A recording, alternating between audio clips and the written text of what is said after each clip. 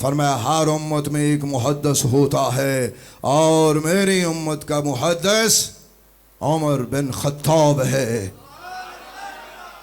اب سوچئے گا کہ یہ کون سی روایت ہے؟ ہم نے پہلے تو بہت ساری باتیں سنی، میں آج آپ کو وہ چیز بتانے جا رہا ہوں جو اکثر ہمارے علماء یا خطباء نہیں بولتے۔ حضرت فاروق اعظم رضی اللہ تبارک و تعالی عنہ اس امت کے محدث ہیں۔ کیا ہاں؟ اس امت کے کس نے کہا؟ کس نے کہا؟ آقا نے۔ کس نے کہا؟ سونے آقا نے، خاتم النبیین نے، سید المرسلین نے۔ آقا فرماتے ہیں کہ عمر اس امت کا محدث ہے۔ اب میں آپ کے سامنے کچھ حقائق رکھنا چاہتا ہوں۔ حضرت فاروق اعظم کو محدث کیوں کہتے ہیں؟ اس کی وجہ کیا ہے؟ ابھی آیت نہ اترے، آیت کا جو مفہوم ہے وہ عمر کے دل پہ اتر آئے، اسے محدث کہتے ہیں۔ ابھی آیت نہ اترے، آیت کا جو مفہوم ہے وہ عمر کے دل پہ اترے، اسے کہتے ہیں فاروق اعظم۔ ایک اور اس محدث کا معنی بیان کرنے لگا ہوں۔ حضرت فاروق اعظم کی شان میں یہ سنیے گا، حضرت عمر جیسا چاہیں اللہ ویسی آیت اتار دے۔ فاروق اعظم کے دل میں خیال آئے، زبان سے عرض کرے یا رسول اللہ ایسا ہونا چاہیے، یا رسول اللہ ایسا ہونا چاہیے، تھوڑی دیر بعد جبریل آ جائیں، یا رسول اللہ ایسا ہو گیا۔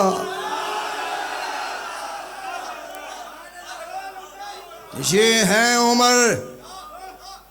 حضرت فاروق اعظم فرماتے ہیں وافقت ربی علی ثلاث، فرماتے ہیں کہ 3 موقعوں پر میں نے اللہ کے قرآن کی موافقت کی، ابھی قرآن نہ اترا تھا کہ میرے دل پر وہ حکم اتر آیا تھا۔ یہ حضرت فاروق اعظم خود فرماتے ہیں۔ دربار رسالت میں مشہور آدمی ہے جس کو رئیس المنافقین بھی کہا جاتا ہے، رأس المنافقین بھی کہا جاتا ہے، رئیس المنافقین بھی کہا جاتا ہے، نام ہے عبداللہ بن ابی بن سلول۔ اس کے بیٹے کا نام بھی ہے عبداللہ۔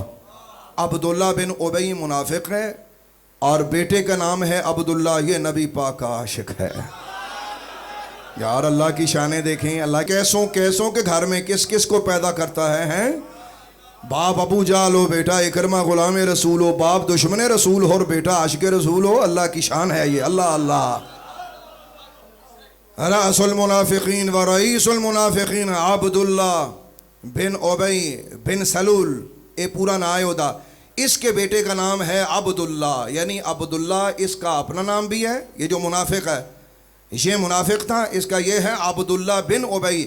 اور جو صحابی رسول ہیں جو دربار رسالت کے عاشق ہیں ان کا نام ہے عبداللہ بن عبداللہ۔ آپ بھی عبداللہ، ابا منافق سی ہوتا، نام ہی عبداللہ۔ حضرت عبداللہ حاضر ہوئے، یعنی عبداللہ بن ابی کا بیٹا صحابی رسول حضرت عبداللہ رضی اللہ تعالیٰ عنہ بارگاہ رسالت میں حاضر ہوئے، عرض کی یا رسول اللہ میرا والد بڑا بیمار ہے، تو وہ چونکہ آپ کا کلمہ پڑھتا ہے، منافق کا کام یہ ہوتا ہے کہ اوپر سے کلمہ بھی پڑھتا ہے، نماز بھی پڑھتا ہے، سارے کام کرتا ہے، اندر سے دغا کرتا ہے۔ عرض کی یا رسول اللہ میرا ابا بیمار ہے، وہ آپ کو بلا رہا ہے۔ سرکار دو عالم علیہ الصلوۃ والسلام تشریف لے کے گئے۔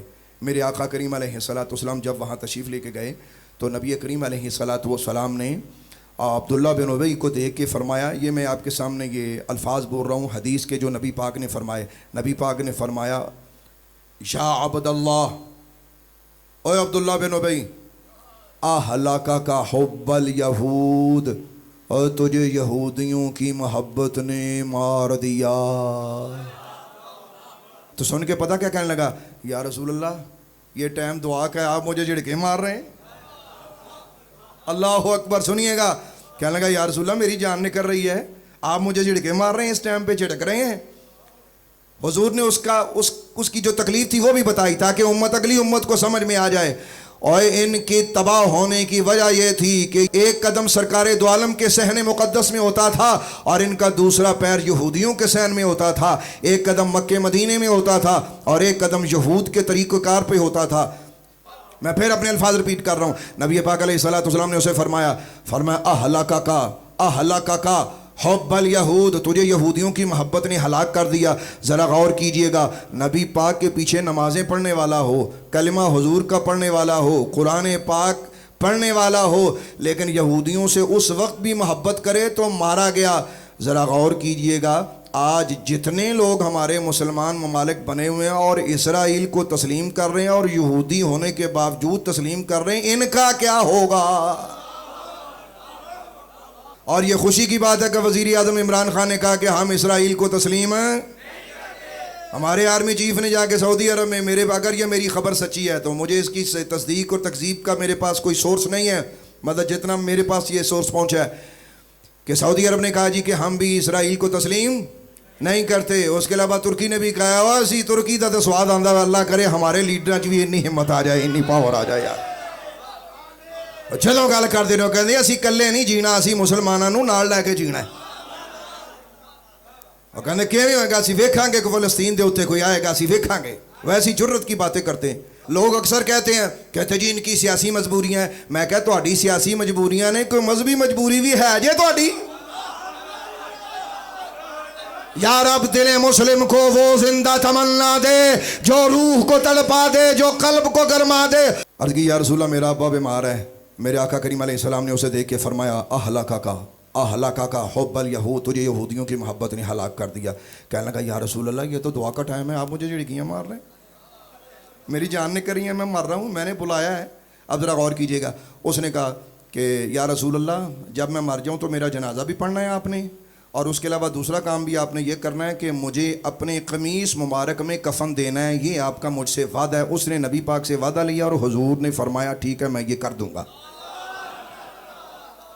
फरमाया तुझे अपना कमीस मुबारक भी दूंगा और तेरा जनाजा भी, ऊंची बोलो, तेरा जनाजा भी। सरकार दो आलम अलैहिस्सलाम ये वादा फरमा के वहाँ से तशरीफ़ ले आए। वक्त गुजरा, हज़रत अब्दुल्ला यानी सहाबी रसूल जो कि अब्दुल्ला बिन उबई के बेटे थे, तो वो हाज़िर हुए। अर्ज़ की या रसूल अल्लाह, मेरा अब्बा फौत हो गया है, तो उसने आपसे वादे लिए थे। मेरे आका ने फरमाया हाँ मैं अपना कमीस मुबारक भी दूंगा और जनाजा भी पढ़ाऊँगा, ये दोनों मेरे वादे थे, मैं इस पर पूरा उतरूँगा। ज़रा सुनिएगा आगे हुआ क्या, आगे हुआ क्या।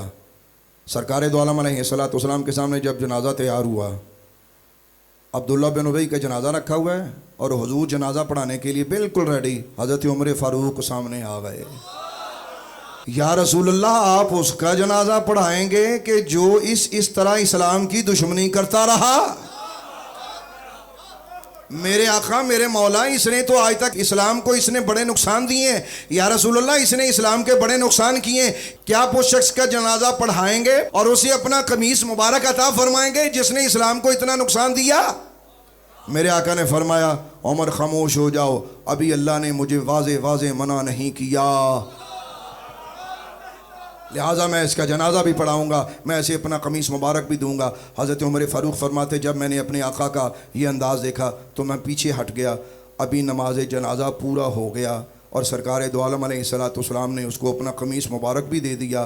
अभी वापसी हो रही थी कि हज़रत जिब्रील अमीन वही लेके नाजिल हो गए, कुरान उतर आया, अल्लाह ने वाज़े वाज़े फरमाया। अब वो सुनिएगा जो हज़रत फ़ारूक आज़म ने कहा था, अब वो अल्लाह ने कुरान में उतारा। ये मैं कुरान की आयत पढ़ रहा हूँ, सूरह तौबा की आयत है, सुनिएगा। अल्लाह ताला ने फरमाया वला तुसल्ली अला अहदिम मिनहुम मात अबदा वला तकुम अला क़ब्रिही इन्नहुम कफ़रू बिल्लाहि व रसूलिही व मातू व हुम फ़ासिक़ून। फरमाया मेरे हबीब, आइंदा कोई मुनाफिक मर जाए आप उसका जनाजा नहीं पढ़ेंगे।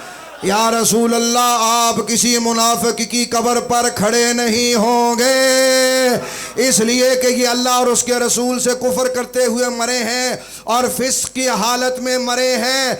ये बात हज़रत फ़ारूक आज़म ने जनाजा पढ़ाने से पहले कही थी और सरकार दो आलम जब जनाजा पढ़ चुके तो मेरे आका पर जिब्रील ये आयत लेके नाजिल हो गए और उसके बाद सरकार दो आलम ने कभी किसी मुनाफिक का जनाजा नहीं पढ़ा। एक और आयत सुनिएगा, हज़रत फ़ारूक आज़म रज़ियल्लाहु ताला अन्हु आप गुज़रते हैं मकाम इब्राहीम से, जहाँ हज़रत इब्राहीम अलैहिस्सलाम का कदम मुबारक लगा हुआ है। हज़रत उमर फ़ारूक वहाँ से गुज़रते हैं और अर्ज़ करते या रसूल अल्लाह, مدینے کے تاجدار کتنا ہی اچھا ہو اگر ہم مقام ابراہیم کو مصلی بنا لیں، یعنی یہاں ہم نماز ادا کریں۔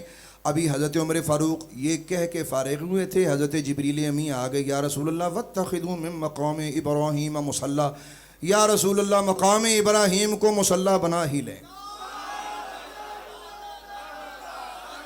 یا رسول اللہ مقام ابراہیم کو مصلی بنا ہی لیں۔ آگے چلیے، حضرت فاروق اعظم رضی اللہ تبارک و تعالی عنہ، اب ذرا غور کیجئے گا، ابھی یہ حضرت تاجدار عدالت کے دل میں خیال پہلے آتا ہے، اللہ حضرت فاروق اعظم کی رائے کے موافق قرآن اتارتا ہے، یہ ہے عمر۔ اگلی بات سنیے گا، حضرت فاروق اعظم نے عرض کی کہ یا رسول اللہ آپ کی بیویاں امت کی مائیں ہیں، ابھی پردے کا حکم نہیں ہوا تھا، یا رسول اللہ آپ کی بیویوں کے سامنے جو کہ ہماری مائیں ہیں وہاں فاسق بھی آتے ہیں، صالح بھی آتے ہیں، یا رسول اللہ کتنا اچھا ہو کہ آپ کی ازواج پردہ کرنے لگ جائیں۔ یہ پردے کا حکم نازل ہونے سے پہلے کی بات ہے، ابھی آیت حجاب اتری نہ تھی، آیت حجاب حضرت جبریل امی لے کر آئے نہ تھے۔ حضرت فاروق اعظم پہلے ہی یہ سرکار دو عالم کی بارگاہ میں عرض کرتے، یا رسول اللہ امہات المومنین کی خدمت میں فاجر بھی آتے ہیں، صالح بھی آتے ہیں، یا رسول اللہ کتنا اچھا ہو کہ ہماری مائیں پردہ کر لیں۔ فاروق اعظم ابھی یہ بات کر رہے تھے، کچھ دیر گزرتی ہے کہ جبریل امی اتر آتے ہیں اور جبریل امی کہتے ہیں یا رسول اللہ پردے کا حکم کر دیجئے۔ یہ تینوں باتیں آپ نے سنی، اس سے ذرا بیک چلتے ہیں۔ ذرا سرکار دو عالم کے سامنے جب حضرت فاروق اعظم نے عرض کیا نا کہ یا رسول اللہ اس کا جنازہ نہیں پڑھنا، تو سرکار دو عالم نے اس کے بعد جنازہ نہیں پڑھا۔ ذرا غور کیجئے گا، حضرت عمر فاروق نے عرض کی کہ یا رسول اللہ مدینے کے تاجدار آپ نے اس کا نماز جنازہ پڑھ دیا، اب اس کا کیا ہوگا؟ آپ نے اپنا قمیض مبارک دیا، اس کا کیا ہوگا؟ میرے آقا نے فرمایا عمر میں امید کرتا ہوں کہ اس منافق کو محمد عربی کے کرتے کا فائدہ نہ ہوگا۔ عرض کی یا رسول اللہ دیا کیوں؟ فرمایا جنگ بدر میں جب میرے چچا کو قیدی بنا کے لایا گیا تو میرے چچا کا قمیض نہ تھا، صرف تہ بند تھا، چونکہ میرے چچا عباس بڑے لہیم و شہیم اور بڑے وجود والے تھے تو ان کو کسی کا کرتا پورا نہ آتا تھا۔ یہ عبداللہ بن ابی پاس ہی کھڑا تھا، اس نے اپنا کرتا اتار کر میرے چچا کو دیا، تو آج میں نے اس منافق کا بدلہ اتار دیا، کل قیامت میں یہ مجھ سے بدلہ لینے کے لیے نہ کھڑا ہو جائے۔ وہ بدلہ اتار دیا جو اس نے احسان میرے چچا پہ کیا تھا، اس نے میرے چچا کو کرتا دیا، محمد عربی نے اسے پہنا دیا۔ اور عرض کی یا رسول اللہ ہوگا کیا؟ میرے آقا نے فرمایا میں امید کرتا ہوں کہ میرے اس عمل کو دیکھ کر 1000 لوگ مسلمان ہوں گے۔ صحابی کہتے ہیں واللہ کچھ دیر بعد ہمیں خبر ہوئی کہ 1000 لوگوں نے کلمہ محمد عربی کا پڑھ کے دکھا دیا۔ اب ذرا اسے آگے بھی سنیے گا، حضرت فاروق اعظم رضی اللہ تبارک و تعالی عنہ اور بعد میں رویا کرتے تھے اور کہتے تھے یا اللہ تو عمر سے اتنا پیار کرتا ہے، یا اللہ تو عمر سے اتنا پیار کرتا ہے کہ ابھی آیت اتری نہیں اور عمر کے دل پہ اس کا معنی القاء ہو گیا۔ ذرا غور کیجئے گا، حضرت فاروق اعظم رضی اللہ تبارک و تعالی عنہ اس کے بعد ساری زندگی آپ نے اپنا ایک معمول بنایا۔ ایک اور صحابی رسول کا بیچ میں نام ایڈ کرنا چاہتا ہوں جن کا نام ہے حضرت حذیفہ، اور حضرت حذیفہ وہ صحابی رسول ہے جسے کہا جاتا ہے کہ یہ نبی پاک کے راز کی باتیں جانتے تھے، یعنی کہ رازدار محمد عربی۔ کسی نے پوچھا کہ آپ کو رازدار محمد عربی کیوں کہا جاتا ہے؟ حضرت حذیفہ رو کے کہنے لگے اس لیے کہ مجھے نبی پاک نے ہر ایک منافق کا نام بتایا ہوا ہے۔ حذیفہ یہ منافق ہے جب یہ مر جائے تو اس کا جنازہ نہ پڑھنا، حذیفہ یہ منافق ہے جب یہ مر جائے تو اس کا جنازہ نہ پڑھنا۔ حضرت فاروق اعظم کیا کرتے تھے؟ ہمیشہ ہی حضرت حذیفہ کو اپنے ساتھ رکھتے تھے، اور کسی کا جنازہ تیار ہوتا حضرت فاروق اعظم ادھر کھڑے ہیں، حضرت حذیفہ ساتھ کھڑے ہیں، حضرت حذیفہ کی طرف حضرت فاروق اعظم دیکھتے کہ جنازہ پڑھ لوں یا نہ پڑھوں۔ حضرت حذیفہ اگر جنازہ نہ پڑھنا ہوتا حضرت فاروق اعظم کو چٹکی کاٹ دیتے کہ سرکار چلو یہ منافق ہے، ہم نے اس کا جنازہ نہیں پڑھنا۔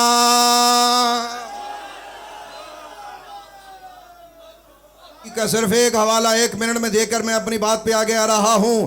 صاحب تفسیر کا وصال ہوا 671 ہجری میں، آج 1442 ہجری ہے، آج نئے سال کا پہلا دن ہے، اسلامی نئے سال کا رات گزر چکی ہے۔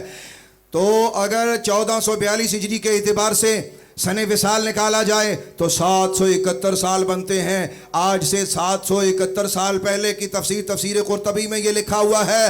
صاحب تفسیر کہتے ہیں لوگوں اس آیت سے یہ ہمیں ملا، یہ سبق مل رہا ہے. وَقَدْ كَانَ الْقُرْآنُ يَنزِلُ عَلَى مُرَادِهِ. میں پھر پڑھتا ہوں وَقَدْ كَانَ الْقُرْآنُ يَنزِلُ عَلَى مُرَادِهِ. وہ کہتے ہیں کہ کبھی کبھی حضرت عمر فاروق کی مرضی کے مطابق قرآن اترتا تھا.